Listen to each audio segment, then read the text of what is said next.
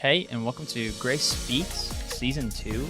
Today we have a special guest on. We have Roy Oksnevad, who is joining us, and he is a missionary who's been doing a great work for the Kingdom of God, and he's here on our Kingdom Conference, a little tour that we got going on where all the missionaries are coming in and telling us about what it is that they've been doing and their passion for God and where they specifically are in the body of Christ, which is super awesome. With that, Roy, thanks for being on. Well, thank you. Thank you so much for inviting me. I look forward to the time that we have together. Yeah, me too. So I forgot to introduce myself, but that's okay. I'm Pastor Chris. I'm one of the hosts for the Grace Speaks podcast, and we also have Katya Gonzalez, which I'm back. She's back, Woo-hoo. and she's a mom now. Now I'm a mom. That's why I was gone. Yeah, I'm back. Yeah. And we also have... And I'm Mike Vecchio. I am one of the pastors here at Grace and a new host, actually. Yes. Yeah, we're still wondering whether he's going to stay on or not, but... This is my trial run. If I'm not on in the next week, you'll know what happened. We call him our intern, so we could get coffee. That's true. I did grab food for everybody yesterday, so I already practiced that. I'm kidding. But Roy, thanks so much again just for being on. We got a couple questions for you. First off, how have you liked being back and being at Grace? I really enjoy it. I had done church planting in Hoboken, New Jersey, so that was not that far away. So coming back here was kind of nostalgic. And the former pastor went to seminary with him. So Oh, wow. and then I knew some of the other people that were here for a long time. So it's been good to be back. Yeah, that's awesome. Cool. So you've already kind of been doing some stuff, right? Like last night you were giving kind of like a workshop, right? From my understanding, I unfortunately wasn't able to be there. Yeah, it was a workshop type of thing. We did something different than typically happens, which is a sermon. Yeah. Right. And I said, well, let's do something. I did both a PowerPoint presentation as well as a video that we've done before. Okay, cool. It was really interactive. I was there last night. I enjoyed it. And it's also on all of our platforms because it was live streamed. Oh, cool. So if somebody wasn't there, they can go back and watch it. That's awesome. Cool. So you've been here, you've been doing missions here and telling us what you've been doing. But I guess the question kind of to ask is, has missions always been something that you felt called to, like even from youth, or was it somewhere along the way that you felt like, you know what, I think God's kind of calling me to this field? Yeah, for me to answer that question, I have to go back to my parents. And my parents came to this country for a 2-year short-term missions trip. Oh.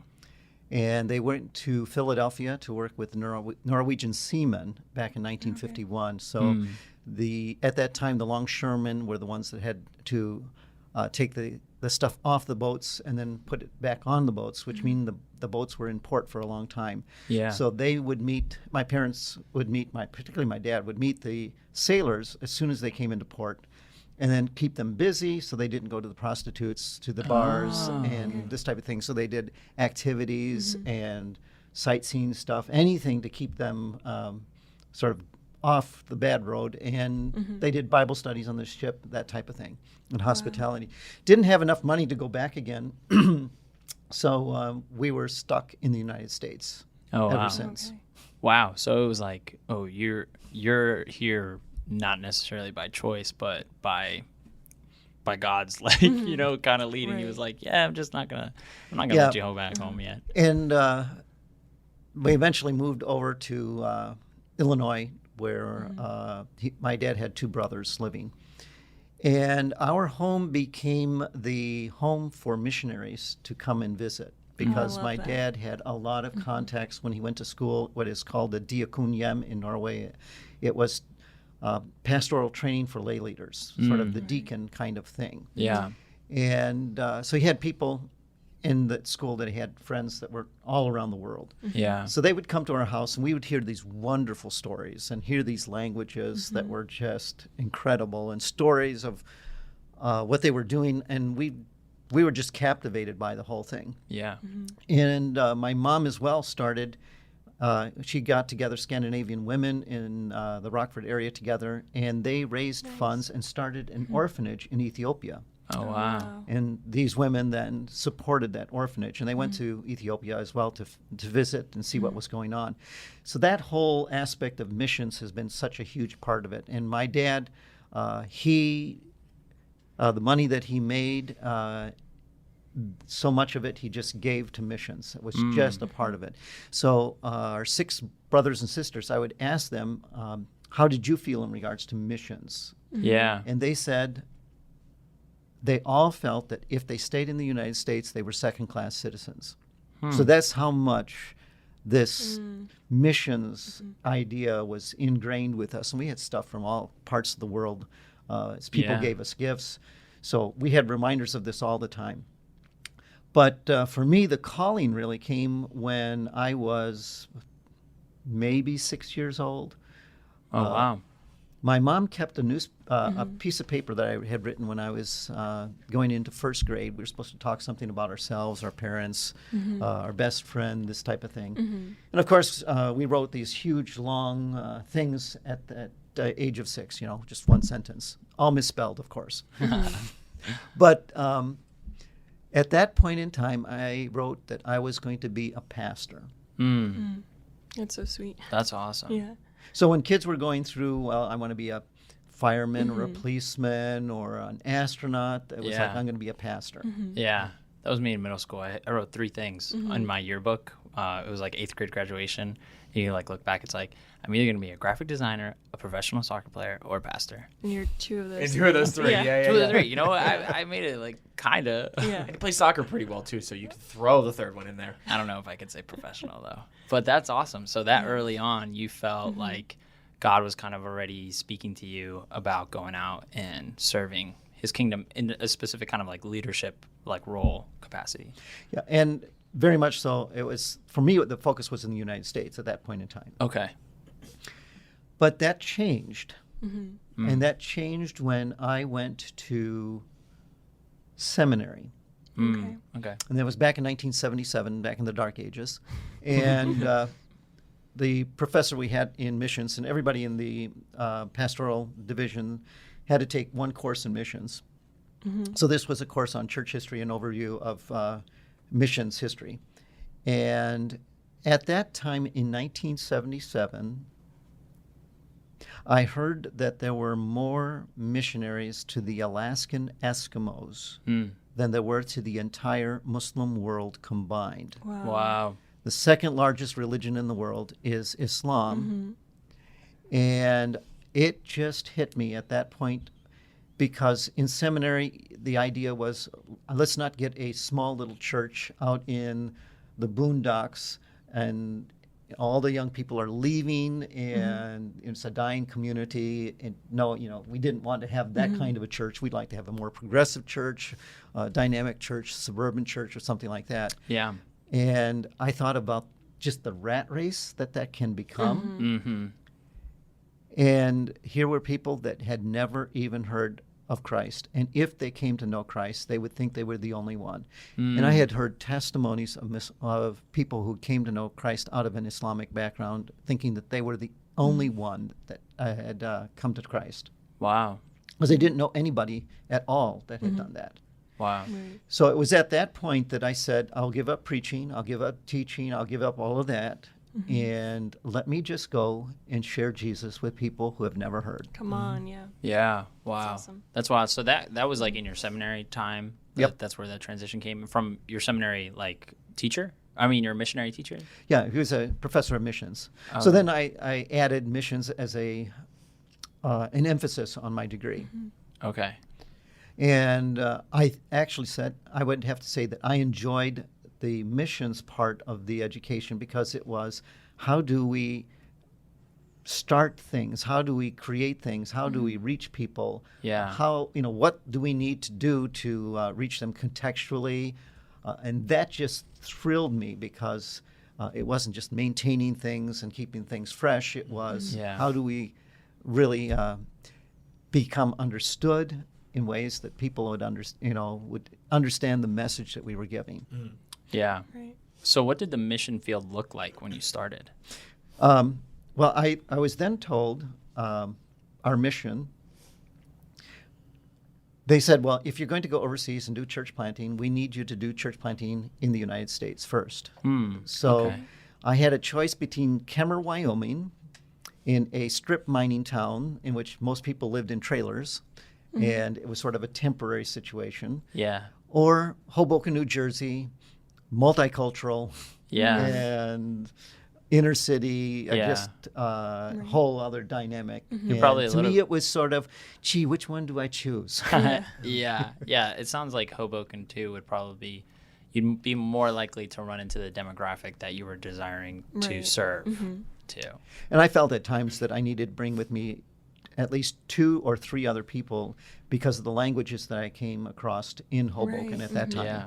So it was extremely diverse, a lot of new It people is. and immigrants coming in. So that was where I got my feet wet in that whole endeavor. Oh wow. So you they wanted you here first. Was that for training? Was it basically like, hey, we want to kind of observe you, or were they like start here and then you just like go off? Was that just part of the structure at the time?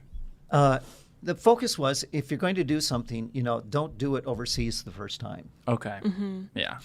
And one of the things I would say that in my upbringing and my home church, the pastor of Christian education sort of he started to getting to know me and realized, this guy is going somewhere.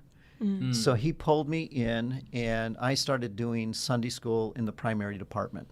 Okay. And then they said, we've got some problem kids. That was a church that was in the inner city. And he said, well, all the other ladies are older and they're doing wonderful. You're young and you're a man. So why don't you take the kids that are having problems? Yeah. So we met in the kitchen where the dishwasher was. Okay. And we had class there. And as Yeah. I was doing the lessons, I was really realizing these guys have heard these lessons all their lives. They're bored with the stuff. Right. Yeah. So I had to come up with my own curriculum. Oh wow. Okay. So I started teaching the cross and the switchblade. If you've- Nice. Yes. Okay. And all of a sudden, the kids really got involved in it. And one of the kids was this pastor's son. And then he didn't want to go back to the regular primary department. He goes, I want to stay in your class. Yeah. Yeah. That's awesome. So he gave me more and more responsibility. I started teaching peers, and then I started teaching adults. So that he mentored me all along. So it wasn't that I wasn't doing ministry beforehand. I was being mentored by a very good pastor Yeah. and pastoral staff at the church that I was at. That's awesome. So it was kind of like each step was just like properly equipping you for the next step. But one of the things you mentioned just now was you said the cross and the switchblade, which I don't know how many people are like really familiar with that. Do you want to like break that down like more? Like what do you mean when you say like the cross and the switchblade? Well, it was a book written by, and I'm not going to be able to remember who the author was. Yeah. Nicky Cruz. Oh, yep. That's what it was. So he was a part of a gang, came to know Christ, and then he started a ministry that was in, I believe, Brooklyn. It was in New York. I don't know where in Yeah. New York, but yeah. So Brooklyn or Queens, one of those places. So it is his life story of how he did that, and Yeah. Very it was hard. a very dynamic kind testimony. of thing. Sort of modern today would have been the whole thing of West Side Story. Okay. Yeah. Yeah. They did just re-release that movie, Right. so. But I believe The Cross and the Switchblade, they made a movie. Yes, From they the made a book, movie yeah. of that. Because I remember my and parents making me watch it. he started a church in Manhattan, I believe it was, and so yeah, he continued in ministry here in the New York area. But that's sort of where I went with that, just saying, Yeah. okay, let's try to make this a little bit more Interesting. for the Right. kids. Yeah. Well, probably related to them in some way. Yeah. From like where they were living in the city. Yeah, that's awesome. So, okay, so you're in the city, and then you go off and you go to another country, or Well, I did a lot of short-term missions trips. okay, So one of the missions trip was into the inner city of Cincinnati, where I got rolled once as we were in a over the Rhine area. It was all high poverty area. Yeah. And we did door-to-door evangelism. We did camps out in Kentucky with them. I did another short-term missions trip into Boston. And we lived in the highest crime rate area of Boston, Wow. Blue Hill Ave, and did ministry there. And then I did ministry while I was going to school. I went into the downtown Chicago to an inner city church there rather than to some of the suburban churches, Yeah. just because I wanted to get this other experience of cross-cultural ministry. It was very much a part of my mentality rather than... Right. It was kind of interesting. My kids have, and particularly my daughter, when she went to college, she goes, Americans are boring. Because we were dealing with all kinds of cultures and languages and Right. peoples. Yeah. And America was like, okay, it's football and Or baseball. or baseball. Yeah, it's Boring. whatever, it was. But Don't you it's disrespect very baseball. limited. So, our house was much more exciting. Right. Yeah. Then like that probably type their of thing. friend's house where, they were going over. Yeah. So I did inner city, just wanting to do that kind of experience, Yeah. and then I did a short-term trip overseas when I was in seminary, which was going to Behind the Iron Curtain, Oh. Wow. and Wow. which we distributed Bibles to a number of different countries, and we got stopped at one place, and it was kind of interesting. We were stopped. They searched us. They found all of our literature. They laid it all out, and was amazed at how much we were carrying.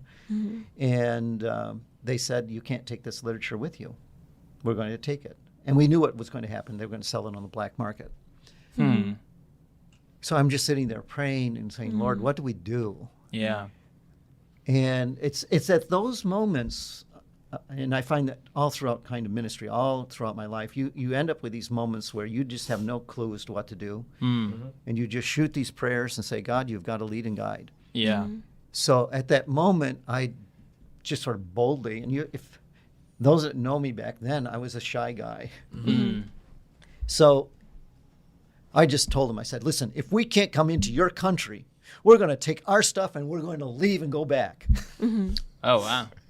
And they were shocked. Yeah. And they didn't say anything. And we started packing up the material and took it back. When we went and got back to the headquarters, where we were in another Western country, we were the first team that had been caught and brought back literature. Wow. Wow. They were like, so we can do that too. Right. Yeah, that's crazy. But I mean, it's those type of things that you run across all the time in ministry as you go way beyond your experiences and situations that you're Yeah. familiar with. Yeah, but I also think that you have, in particular, a certain category of ministry that you like to put yourself in, which is like high risk ministry. Like you go into areas that are maybe like lower poverty like line where maybe crime is like higher, or you're going into countries or different areas where the likelihood of you being put in a position that most, like, I'm not going to walk over to Walmart down the street and then be put in a position where I'm in danger. Like the likelihood of that is very low. I'll run into different kind of ministry situations where I need to shoot up those prayers, but not the same capacity that you're in. Like you, at least from what I've seen, there's like a certain kind of pattern that like you like to go into those places where less people are inclined to go. I would say people on the outside look at that and say yes. But let me give you a little story. Okay. I was wanting to be discipled. I went to our pastor and said, "Could you disciple me?" He said, I don't have time. Go to the pastor emeritus." Okay, he will do it. So I went to him and he goes, "I've never discipled anybody. I have no idea." Yeah. So I grabbed a hold of discipleship material and started doing it all myself. But this whole idea of wanting to know God, it was just thirsty to know God. So at one point in time, I had come across the book by J.I. Packer, Knowing God. So I started reading this book, and I really want to know God. At the same time, I'm reading through my Bible in the way that I constantly do this. Yeah. And I came across Jeremiah chapter 17, I believe it is. And it says that for the people of Israel, the king, it said, "Did not the kings do justice and righteousness, took care of the poor and the needy, and then it was well with them. And then it ends with this phrase, is this not what it means to know me, says the Lord. I put the book J.I. Packard down, and I started seeking God, and I started going through the scriptures and saying, there is something about the poor and the needy that I need to be attentive to. Yeah. So I started doing a study, and once you begin to see that within Scripture, it's you see it everywhere in Scripture. Yeah. And I knew at that point in time, no matter what ministry I was involved with, I had to be involved with the poor, the needy, the downtrodden, the oppressed. Yeah. So if you look at the people that I've gone to, it is not that I'm looking at high risk. Yeah. I am looking at what Scriptures has as a mandate for us to be concerned about the poor, the needy, and all of this. So when I hear right now in regards to the whole social justice issues and everything else, I'm going, hey, listen, this is what the church has always done. Yeah. It's not new. Yeah. And if we're reading our Scriptures, we need to be out from where we're at comfortably, and this is where we bring the gospel and we affect and change our society. Yeah. 100%. And it's not by looking at, critical race theory or any of this type of stuff. Yeah. No, people are lost, they're sinners, they're caught, and we have the message, Yeah. and we can set them free. Yeah. Amen. So that's where it was that motivated me, if you will, and directed me into these areas. So if this is what God's heart is, why would I be afraid? Yeah. Yep. And you talk about having that heart, and that's such an amazing heart to have, because like you said, we're sort of in a church setting, sort of like this one, we're all genuinely comfortable. We're all generally comfortable with where we are, with the ministry that we're doing. But when you're called to something else like that, it takes on a whole different meaning of like, how far are you willing to go to spread the gospel to the people who need it? And, especially when you're talking about the poor and the needy, sometimes that is an uncomfortable place to go, because you're seeing things that, you've never seen before. And whether you're doing missions here or missions overseas, you have those hard moments. So, for you personally, in your time, doing missions here or doing missions overseas, what was the most difficult or like the hardest moment for you personally, like just in the mission field of like things that you've seen or things that you personally went through too? Yeah, there are a couple of things that I had done inner city church planting in Hoboken, and I did that as a single guy alone. And I said, never again do I want to do ministry alone. I want to work with a team. It's just, it's really hard. So we went overseas, and my wife and I, and we get a call, and I was off hiking in the mountains. You have to realize that I'm from the Chicago area. Yeah. And mountains are a 10-foot knoll. Yeah. Yeah. Totally. That type of thing. Yeah. So here I'm in the French Alps, and I just looking at these mountains and going, they are calling me. But my wife got a phone call from where we were supposed to go, which was Belgium, to the city of Brussels, and they said, well, do you think Roy, is Roy there? No. Do you think he would like to change from working among Muslims to working among just the Belgians?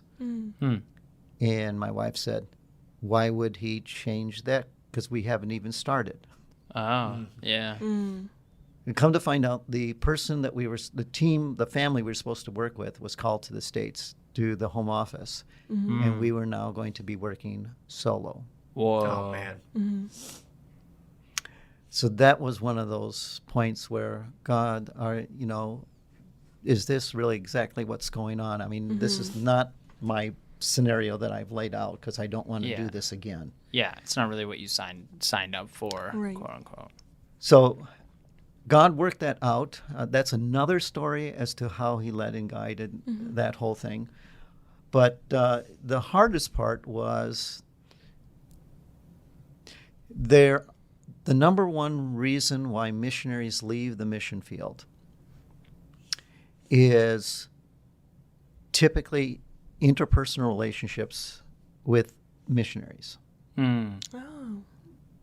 And I was sort of a go-getter Mm-hmm. and wanted to see this ministry. I was not my first rodeo, if you say, can say.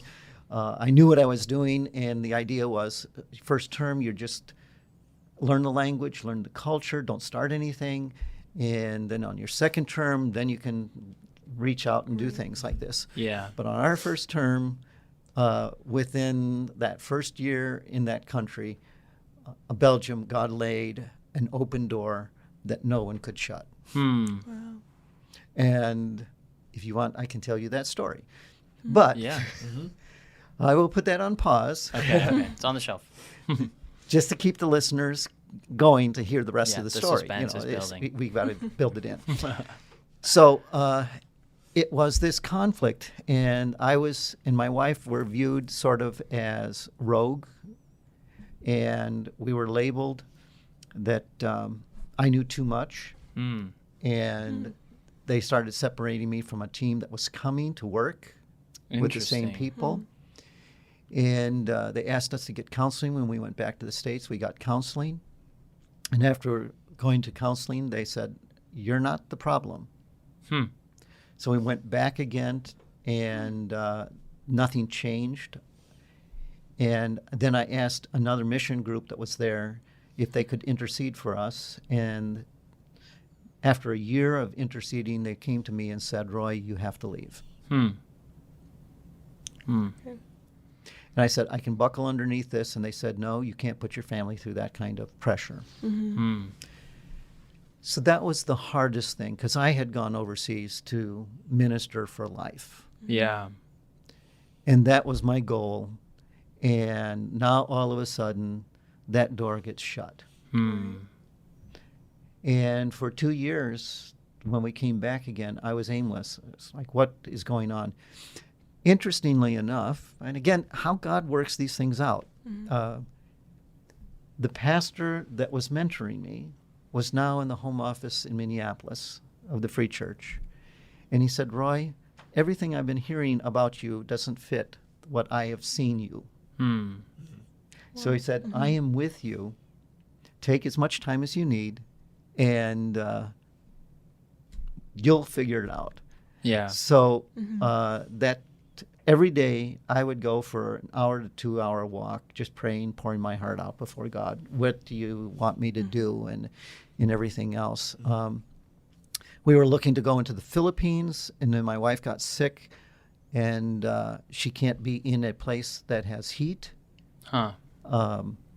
or she breaks out in a rash. So there's this type of thing. So doors, whether in the more heated climates where you don't have Yeah. constant electricity or something like this, was Yeah. out of the question. So now the question is where? And then God actually opened up the door for greater amount of ministry than I could have ever imagined should I have remained in Belgium. Hmm. But I didn't see it at the time, Yeah. and I couldn't envision what it was. Hmm. But we can talk about that later. Next one. Wow, there's all these hooks here. Yeah. That's awesome. I actually have a question that wasn't on our list, but I've done missions for a few years, and one thing I've at least seen, and I used to have this mindset, was that like there's missions, like living out your life in missions, and then there's living like your normal life, like, you know, coming back home, getting a job, going to school, like the day to day. But like, would you say there is a difference? Because you're doing missions here now, so that is your everyday, if that makes sense. Uh-huh. But yeah, like what would be, I don't know, if anyone's like thinking of missions and thinking of, oh, I have to like leave my whole life kind of a thing. When Yeah, it's, like missions only happens outside of America. right. Kind of like there's only like those two ways of going, is either, you know, door A is missions and door B is just your quote unquote like normal life. Therein, when I went to college and when I came home, I would then go door to door in my small farming community to tell people about Jesus. It was just what I wanted to do. Yeah. Right. There wasn't any other mode. Right. So what I did and learned to do growing up is what I did overseas. There was just no difference. It just this location changes. Yeah. So for coming back to the States, it was okay, it's a location change. Right. But who I am and what God has done in both equipping me, gifting me, has not changed. Right. We just have to go with the flow.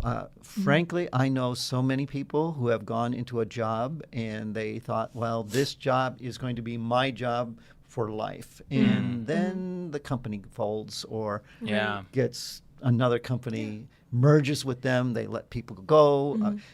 There is very few things in life that is stable. Yeah. Yeah. We're always in transition. You have had a child, so that the relationships Right. now have changed and Yeah. everything else has changed. But we just have to adapt to the changes that happen in our lives. Otherwise, if you allow that to overcome you, we become, that's just not who we are. Right. We are to be. God has gifted us, and we need Yeah. to use our giftedness in whatever situations and circumstances we are in. Totally. Very true. That Thank theme you. of flexibility, I think that's like it seems like a pretty big pattern throughout your life, just like, It's one that I didn't choose. yeah. Right. And I've started a lot of things, and those weren't the ones I chose either. Yeah. It was the need, saw it, the doors opened, and either walk through them or say, God, I'm sorry, but you can't give me this gift. Right. Yeah. So here's our another question. What's something that you wish you knew before becoming a missionary? Something you wish you You could knew go back before in time. becoming a missionary. If I could go back in time, what would I? We're gonna- I would tell myself, chill out. Oh yeah. Love it. Yeah. Yeah. Was it because you did mention that earlier that you were kind of like a very ambitious Yes, person. very ambitious and driven in, my children as well have the same type of drive. Yeah. So it's just sort of who we are. It's all my siblings are the same way. We're out to take on the world. Yeah. And I may have come because of my parents, because they came to another country and they had to start all over Right. and have to remake themselves in Yeah. the environment and everything else. Yeah. And there's a lot of ambition that comes with Right. doing that. Yeah, definitely. Oh, so chill out. Okay. So to whoever's thinking about becoming a like that. missionary, chill out. And And it's just, don't make it bigger than what it is. Right. Yeah. That also reminded me of something like one of the main points you were speaking on last night was like how to reach your neighbors, and it doesn't have to be this hard thing. And the fact that especially where we live here in Jersey, it is like Yeah. multicultural. Like God is bringing people here, like right in front of us. Whether we go to Walmart down the street or anywhere that we are, it doesn't have to be this like, okay, I have to go to like Africa tomorrow and like Yeah. build up an orphanage. There's orphanages here. Yeah. So I thought it was really You don't have to go encouraging. to Africa to find Africans. Right, exactly. Yeah. Right. Yeah. Literally. You don't have to go to Bosnia to find Bosnians. You don't Right. have to go to Afghanistan to find Afghans. You don't have to go Yeah. to South Africa to find South Africans. Right. Yeah. Puerto Rico, they're here. Right. Yeah. Yeah. My fiance's dad is South African. So, I didn't know that. wait, Yeah. really? yeah. Wow, okay. Well, he was an MK, so he grew up there. Oh, okay. So I he see, says I see. he says I'm South African. Nice. But I don't know. You grow up there. You're Right. yeah. So, well, that's awesome. Yeah, just that aspect, and it is cool when we think about, especially this area, like New Jersey, like it's one of the most densely populated states It is. in America, and it's super diverse. And our area particularly is growing in diversity, Yes. like a lot, and that's been really cool for me to witness because I've stayed in this like area for my entire life, and I remember going to Grace being one of the very few like Latin families, and now that demographic is growing, and the Right. same thing at the Randolph campus, like there's many other cultural demographics that are growing here in representation, and so yeah, it's just like, oh, do you want to go and experience a culture? Like, just don't go to Burger King. Right. you know, Nice. this is like go to another like shop. There's like a bunch of little like very Yeah. cultural shops that you can go to and see those people, meet those people. Mhm. You know, You could actually go to a gas station. yeah, you can go to Yeah. a gas station. Yeah, there's lots of places where you can meet people from other countries that have just different beliefs, and then just begin to share the gospel with them, which Yeah. is awesome. Absolutely. And if, coming back to your question, if you were to know something now, what you'd tell yourself back then, I would say it this way.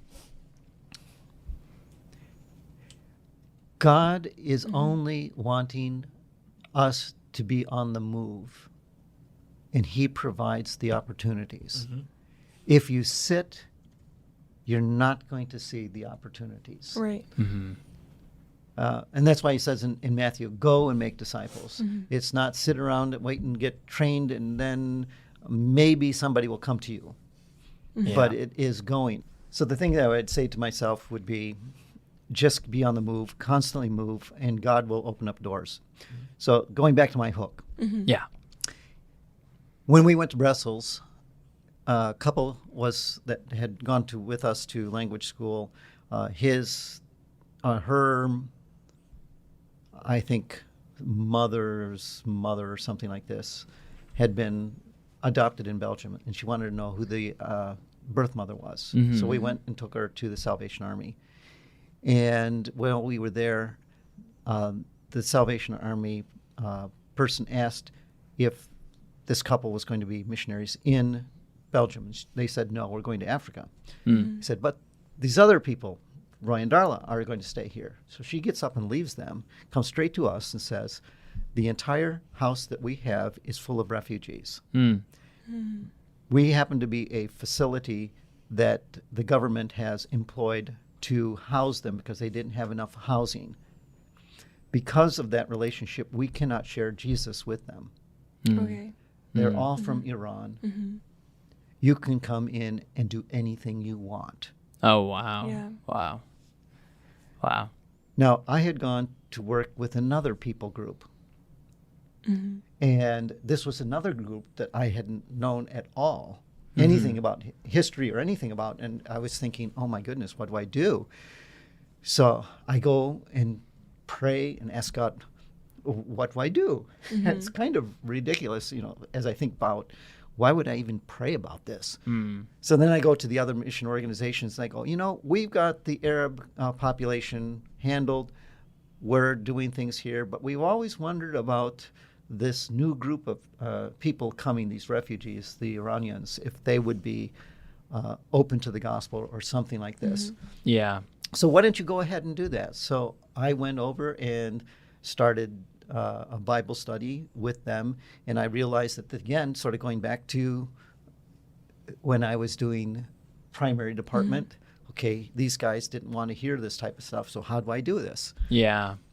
So I said, well, if I sit down and do a normal Bible study, it's not going to fly. Yeah. So what do? Tell a story. Okay. So I did The Widow's Mite. And I just used that story and I made it contextual and brought in everything that instead of to the temple, it was to the mosque. Yeah. And Okay. the person who's coming was going to give lots of money, and they were expecting him to come, but they didn't come right away. They had to wait. They had a band and everything else, and he still didn't come. And then finally, when he did come, the guy came out of the car, and it wasn't this rich guy. It was beneath him to show up. So he had sent his servant to come with the money. So you just build this whole thing up. And in the meantime, they said, well, we'll give you an entire wing, and your name will be up there and everything else. And at the same time, this little old lady comes with what she had and puts it in the box. Yeah. And then I asked the question, which one gave more? Mm. And then there's discussion going on, back and forth, back and forth, back and forth. I'm waiting for a translation. Yeah. And one person said, okay, he said, the rich guy. And I talked some more. Another one came back. No, I think the lady did, because that was everything. What do you think? I'll tell you next week. There you go. He likes the hooks. He's a hook guy. He likes Yeah. the hooks. Oh man, that's So we hilarious. started doing this, and it was going good. Translation was happening, and then all of a sudden, the translations start becoming longer and longer, and they're laughing and back and forth talking, and I'm going, there's nothing funny about what I'm doing right now. Yeah. What's going on? And I'm losing control because I don't speak the language, because I was now confronted with a culture and language that I didn't know anything about. Yeah. So then I started praying and saying, God, I've got to have a person who knows one of the 3 languages I know. Yeah. So a couple of weeks later, I get a call from one of my friends, and he said that he had gotten this letter that was sent up from Malaga, Spain, which actually came from Monte Carlo, of a person in Belgium who happens to be Iranian, who knows English, Oh, wow. that wants to know if somebody's reaching his people in the country Wow. so he could team with them. That's Wow. so Now, how do you crazy. put that one together? God. Yeah. That's what I was going to say. Only God. Now, if I would have thought about how do I put this together, how do I reach these people and this type Yeah. of thing, and I was frozen and not did anything, this would not have happened. Yeah. Right. And it's those type of things throughout my life I've seen. We hit these walls, and God has not been caught off guard by any of this. Right. The big thing is, will you go? Yeah. Will you be faithful and just be my servant wherever I lead you? Right. So don't fret. Yes, it's a big deal, but don't get overly anxious about the thing. Yeah. As Jesus says, cast your anxieties on me, because I take care of the flowers and I take care of the birds, and I'll take care of you. Yeah. And that's what we do. So does it look like I'm living on the edge? No, from my perspective, I'm not living on the edge at all. I'm just, whatever doors open, walk through them. Yeah.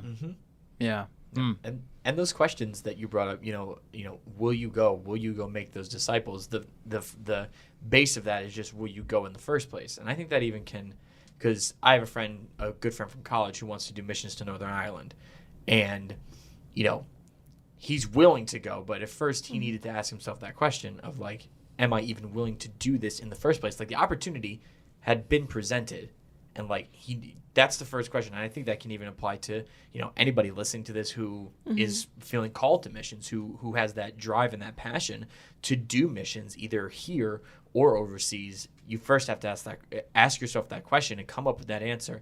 If God gives you that opportunity, if that door is open for you, are you willing to step through it? And that's a huge reflective question that I feel like isn't always easiest answered or easily answered. So, going forward to people listening to this, like, if a young missionary came up to you and asked, what is some advice that you have? And I know that necessarily particular missions fields wouldn't be able to speak into too much, but missions overall, what's one thing you would tell a young missionary looking to go into missions? I would say, first of all, I would ask, what are you doing right now? Because if you're not doing something right now, you're not going to do it overseas. Oh. Right. Yeah, you talked about that before. If you Truth want to do bomb. something overseas, don't do it overseas first. Exactly. Going overseas does not make you a missionary. You need to be a faithful disciple now. And if that's what you are doing, then doing it overseas is just a different location. Right. Yeah. But it's the same as to who you are. So the big question is tell me about your quiet time. Tell me about your time with the Lord. Tell me about your time with your family. Tell me about your time with your enemies. Tell me about your time with people that are hard. Yeah. These are the things that you have to have for integrity. If you're going to be salt and light, you better be the salt and light now. Yeah. And then the transition of where you go really doesn't matter. Awesome. Yeah. That's huge. That's great. Yeah, I mean, I don't know if there's a missionary or desiring missionary listening right now, like, take that in, Yeah. and everybody else take that in too, because like those qualifications don't just stand for someone who wants to go into like ministry, quote unquote, because Right. life itself is ministry. And like when we're doing any kind of service, like you said, those are critical. You didn't say those are critical for ministry. You said those are critical for integrity. And like that is like, don't overlook that, because, you know, we all desire to live lives of integrity. And in order to do that, we need to be equipping ourselves now. Absolutely. We can't just wait until a couple, you know, years in the future. I'll take care of that then. I'll take care of that then. It's like, no, now. Yeah. So thanks for sharing that. That's awesome. Yes. And we actually have our last question. Was there one more thing we had to circle back to from before, or can we ask you this? I just don't want, I don't want to leave a think we loose covered- end. I think I think we we covered covered our everything. bases. Okay. Yeah, I think the I don't know. hooks There were just so many hooks. Yeah. Yeah. My mind. You were like the Netflix before Netflix existed. You know, like at the end of every episode, you're like, man, I gotta watch the next one. I just Right. come back for that one. So I guess, you know, just to cap it all off. First, just thank you for your time. Yes. Really appreciate you being here. And then two, is how can Grace Church be praying for you? Yes. There would be sort of on a couple of different levels. One for me that is probably the biggest one is I have a son who has been injured. Okay. 5 years ago, he was severely injured as a law enforcement park ranger.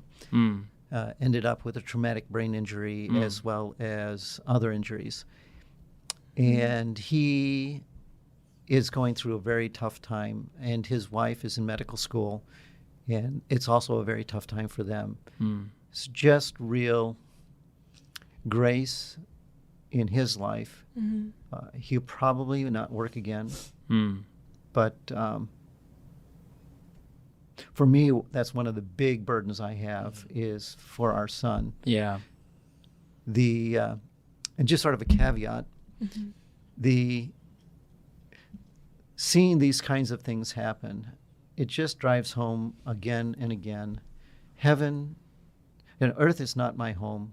I'm just passing through. And no matter what difficulties you have, whatever circumstances you go through, this is not the end place. Yeah. Right. It's just passing through, and it's sort of driven home there. In regards to ministry, the big question for us, too, is we've got refugee situations that are taking place and new refugee situations that are taking place even as we speak. And we've been tasked to help the Evangelical Free Church respond to the refugee crisis. But that's not just the only crisis that's taking place. Right. The ones that are in the news. There are other ones that are still facing this, and trying to help the churches think through this, particularly in the climate in which we live with the polarizations that are going on. Yeah. To speak truth into that and to help keep the church centered on what the scriptures say and where we need to be, not protective in our own ways and protecting our own country, but we need, as Jesus says, it's in dying that we live. Yeah. It's giving of ourselves that we do this. And the church needs to think about that. And for me, and the opportunities that God gives as well, to be able to speak into the church about what we are. And it's not a new message, it's an old message that has always been there. Yeah. Right. Absolutely. Yeah. I mean, this week, after all, at least the week, that we're recording, this is our Kingdom Conference week. So Yeah. we get to hear, all about what you guys are doing, and even, a chance to lift you up in prayer, but not just only this week, throughout the rest of the month, throughout the rest of the year, always be keeping missions on our mind. And that's why we're so thankful to have you in here, is to Yes. get that inside look at missions, but also to continually remember that missions is an important part of the body of Christ, whether whether you are overseas or whether you're here in the U.S. Because, Chris, we're taking a trip to Connecticut in the summer. Yeah. That's a couple hours away from us. We can drive there. Yeah. So And last year we did ours actually just like locally. We just served the like Dover, Vernon, and like Hopakon kind of area with our students, and it was just about building the kingdom here, on earth as it is in heaven, Right. and just kind of solidifying that idea that like we can serve our neighbors. We don't need to even go to another state to do that, right? Right. So that was cool. And then what we said last night, currently right now, since 2014, children 5 years and under are now, if they are white, they are a majority minority. So that means that though they are still a majority, they are a minority because they're no longer 50% or higher. And that will continue to decrease in the years coming. And we as congregations need to really understand that this shift is taking place. And I've gone and said this to a number of churches, that if you look around and you see a lot of gray hairs and we're all white, in 20 years, this church will be irrelevant because of the shift and the rapid shift that's taking place. Yeah. Right. That's a crazy observation. So for those who are listening, take a moment, maybe even pause this right now and just pray for Roy, pray for his son and just his family and his continued ministry. Don't forget about him. Pray for him whenever he comes on your heart, and be mindful of just the other missionaries that are here at Grace Church, and send them an email. Figure out how you can get in contact with them to be encouraging them and letting them know that you are praying for them, because we as a church, as a body, can be that just continued encouragement, not only in the way that we support them, whether it's financially or not.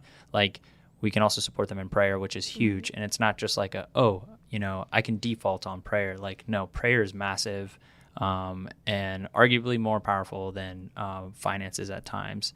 So I would really lean into that, and also just words of encouragement along the way, because you never know when Roy might be having a bad day and he opens up his email and then he gets just an encouragement, and that could change his perspective on that day. So Roy, thank you again for being on. Really appreciate having you. Thank you so much for having this opportunity. Yeah, thanks. So everyone else, we will catch you in the next episode. Alexa is not here to give us the time frame of when that happens. Usually I lean on her for her memory. So you guys will just have to guess. Or Twice Alexa, she's actually in the room. She's Alexa, come over to right next to come us. over to She's our live audience. Here, Alexa's going to give you a little bit of an update. come over to Mike's microphone. Okay, she's pulling up the calendar. This is just super raw here. Her calendar's dead. Closer to the mic. I'm sorry. Hi, it's Alexa. It's the second Friday of the month will be the next airing that you'll get. So second and fourth Fridays. And we're really excited to be back for season 2. Thanks again, guys, and we'll catch up. Peace out, everyone.